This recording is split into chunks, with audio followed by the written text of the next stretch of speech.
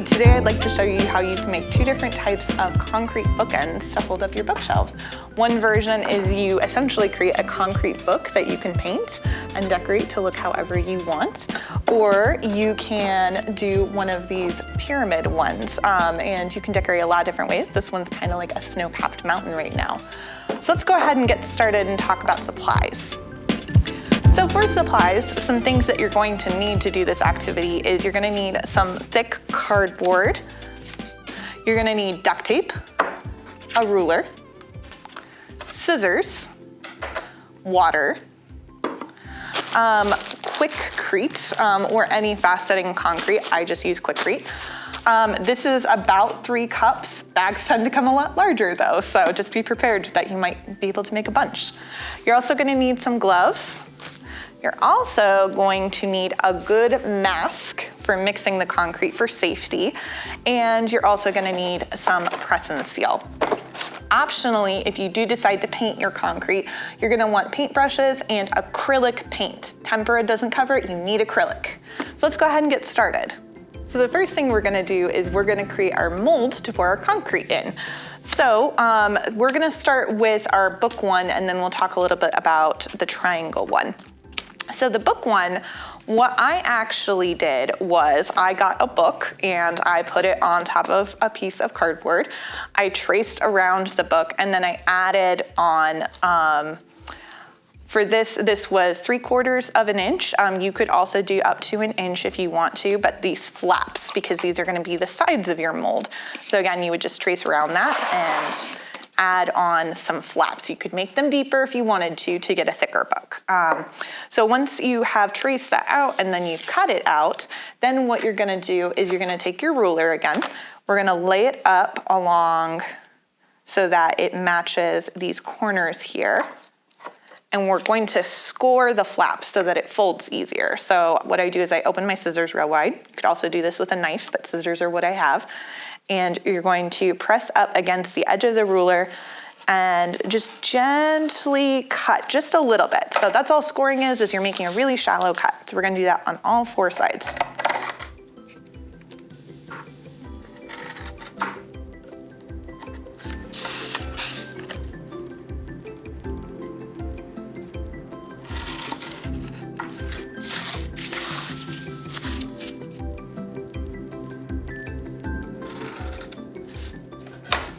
All right, so now that we've scored our 4 sides, now we're going to fold up our flaps along those score lines to create the sides.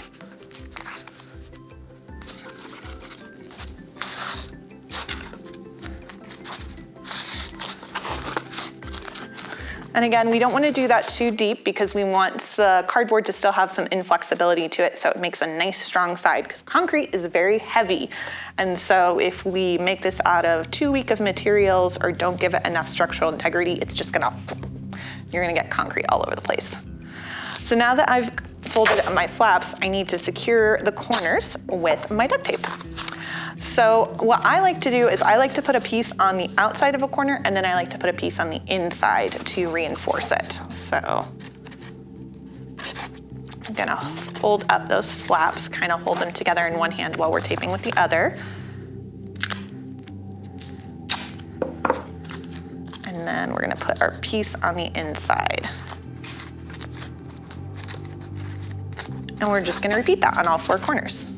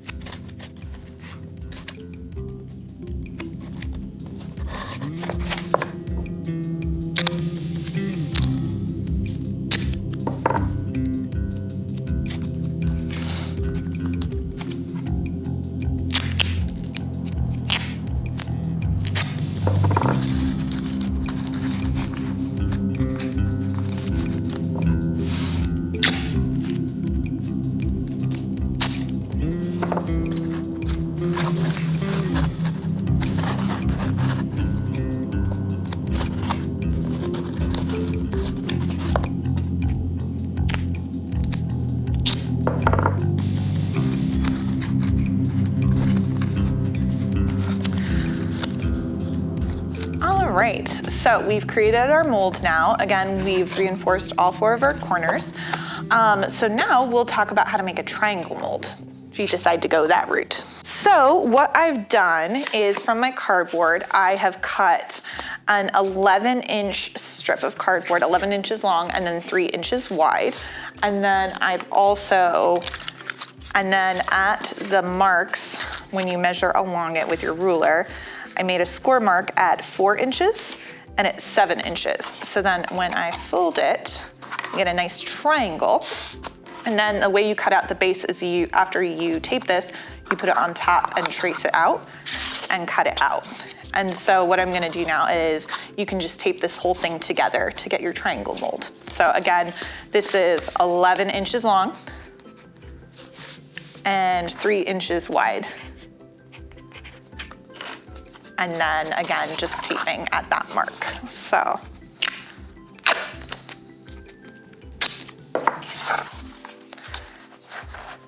And just like with our previous one, I really recommend reinforcing inside and outside.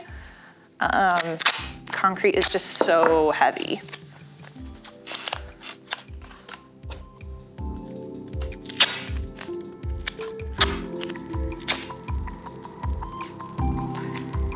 Right, and now we're gonna put on our base. And it doesn't match up perfectly, but that's okay. It just needs to be close enough.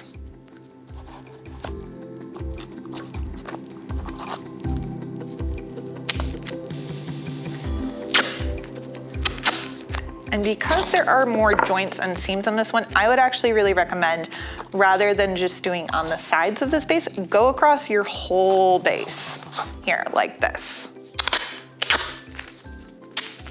It's not a very big base, so it's not like I'm using that much duct tape, but that way we're just really ensuring that we've got a really solid thing, just because we have so many more points, potential points of failure on here.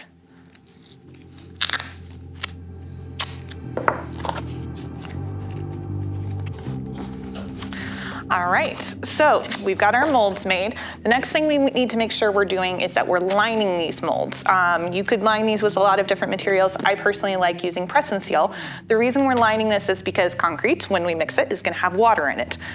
Cardboard is water soluble, it's gonna get soggy, and then when you go to get it out of the mold, it's just gonna like be glued to it. So we need to line it so that doesn't happen. So I've already done one for this rectangle mold, so I've lined it with my press and seal, and that's worked really nicely. Now I'm going to line my triangle one.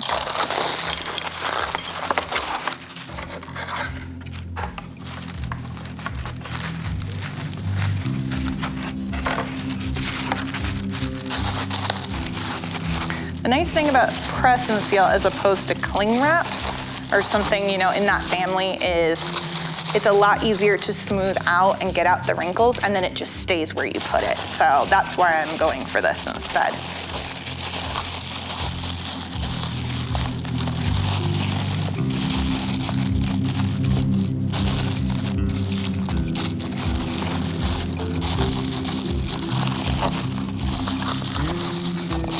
All right, so our molds are all made, so now we get to move on to the pouring the concrete part. Okay, so now it's time to mix the concrete. So safety first, make sure to put on your mask when you are measuring and pouring out your concrete. This is just to protect your lungs. There's a lot of nasty stuff in there. All right, and then after you've got your mask on, make sure to put on some gloves. Same deal, it's just really hard on your hands. So for me, I measured 3 cups of concrete into here to make one of the rectangles and one of the triangles. Again, this is totally by ear. You do what you want. It's just that's my recommendation, to start with the smaller amount rather than mixing a whole bag. I am going to mix this inside of the Ziploc bag I had, because if you mix this in like a mixing bowl or something, it has a very strong potential to just ruin it. So do it inside of a Ziploc bag or something like that, where you don't care if you throw it away, basically.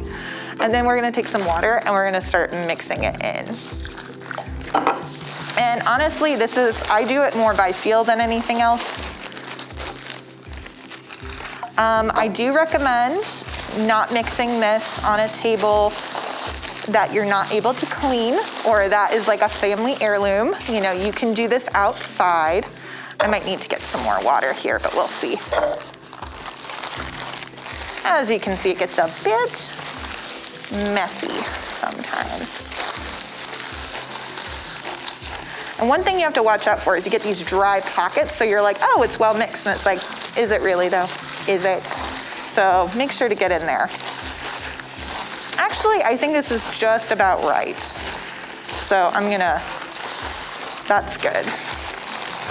So yeah, as you can see, I've got this kind of gloopy texture. So again, we're not pouring any kind of safety feature, so I think it's okay if yours isn't exactly the same texture as mine. So then the next thing we're gonna do is you're gonna start putting it into your molds, kind of spreading it out. Kind of looks like we're making a cake or something.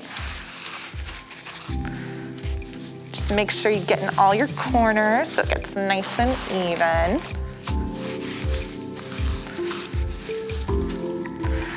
And I personally don't like to fill mine all the way up to the top, and I'll show you why here in a minute. Put some in our triangle as well. Looks like my bag had a hole in it, or I just got too messy, so luckily I think this table will wipe up just fine. But again, this is a good reason why, again, maybe put something down on your table first. Okay. So then the next trick is that we are going to gently, oh so gently, go ahead and lift this up and gently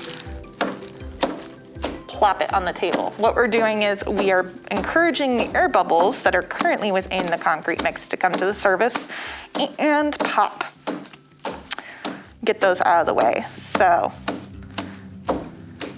and again, as you can see, we're getting some little splatters. So again, this is a good thing to do outside.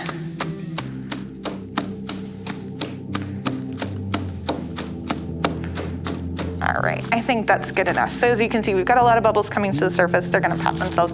Gonna do the same thing with this guy.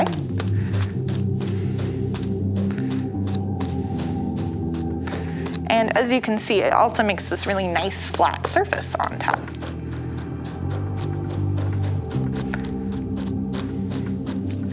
Okay. So that bit is done, so then leave it until it is done drying. I usually recommend at least 24 hours.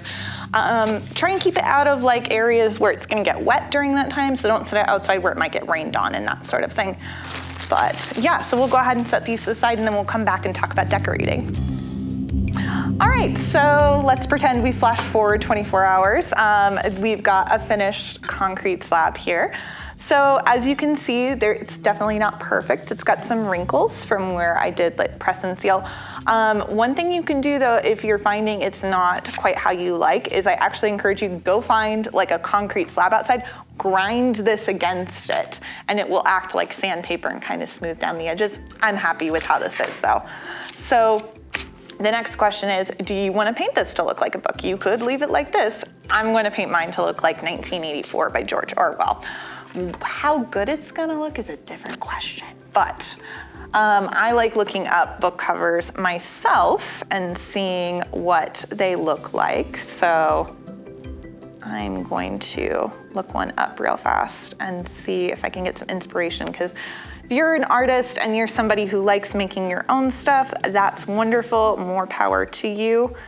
I think I'm probably gonna be inspired by this cover, so. Okay, it looks like we're doing a red background, and we're just gonna slather that on. And it might take a couple coats for you to get the depths of color that you want. And just remember, we're only gonna paint one long edge because we wanna leave the other sides to look like our book pages, like on here.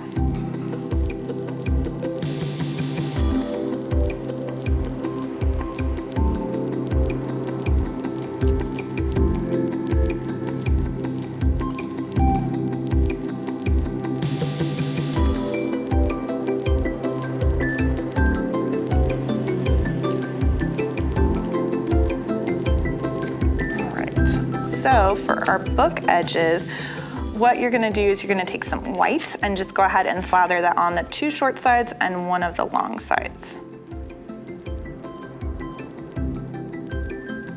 And acrylic dries fairly quickly, so you don't have to worry about that aspect too much, but you know, do give stuff time to dry before you go touching it.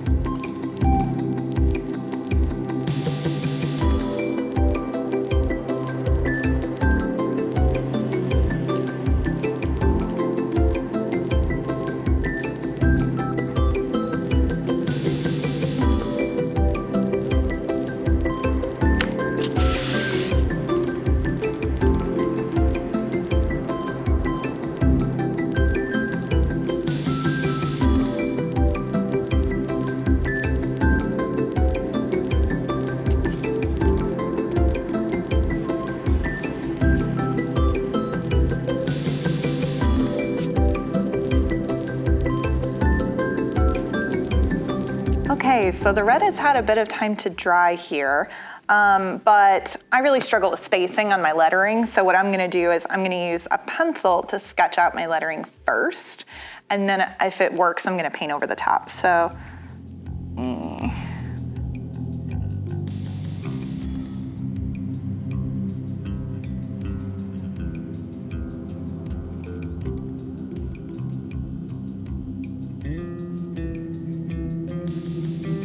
good enough. That's what I go with on life a lot of times, is good enough. And if that's not working for any reason, just give it another coat of paint, of the red paint, to cover it up, so.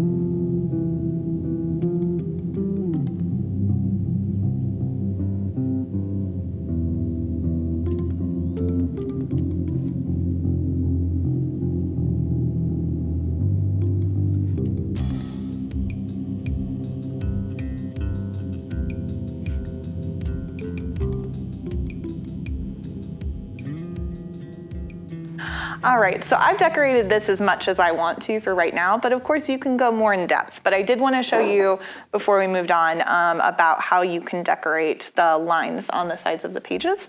So I've got some very faint lines that just make it look a little bit more like pages. Left the bottom empty here so you can see what I'm doing,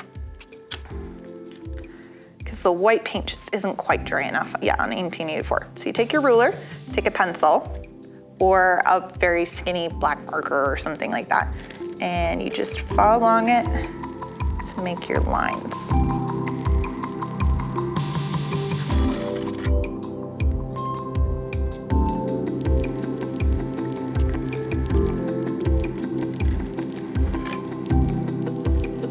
And you know what, if they're a bit crooked, maybe it's an old book.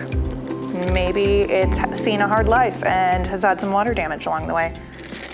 You get to make up the story about this book and what's happened to it in its life. At the end of the day, there's no right or wrong. You're just doing a thing because you like doing it. So yes, that's how you can decorate this one to look like a book if you so choose. And then for the triangle ones. We're not gonna get into those too much, but you could decorate this to look like a mountain. You could decorate it to look like a giant slice of pie or cake or pizza if you wanted to. The possibilities are endless with triangles, really. You could do it to look like a pyramid.